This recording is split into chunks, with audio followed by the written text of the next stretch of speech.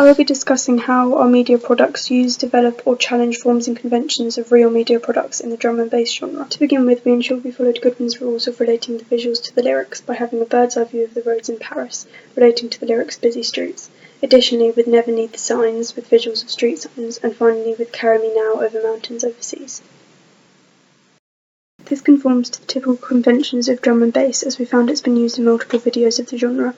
For example, in DJ Fresh's Hot Right Now, the lyrics are Put Your Hands Up and the artist is shown to be doing. We also conformed to Goodwin's rule of relating the music to the visuals by changing from black and white to colour on the beat of the music, as well as with the normal to fast motion clips of the streets.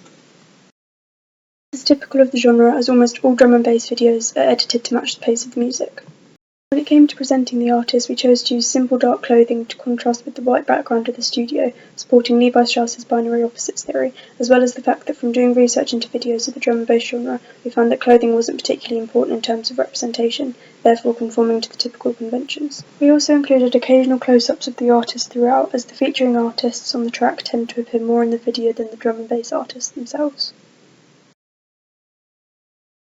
The genre was presented clearly through the use of movement of both the traffic as well as the artist, as the music is upbeat.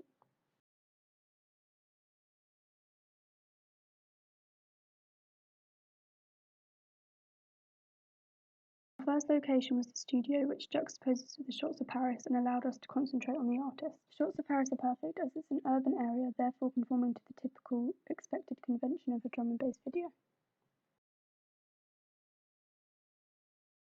Contradictory to both of these locations is the beach scene. This challenges the typical conventions of a drum and bass video, however I believe it fits in perfectly with the bridge of the song as the pace quietens and slows before it picks up again at the next chorus. It additionally creates a nice contrast between the busy streets of Paris and the enclosed feeling of the studio.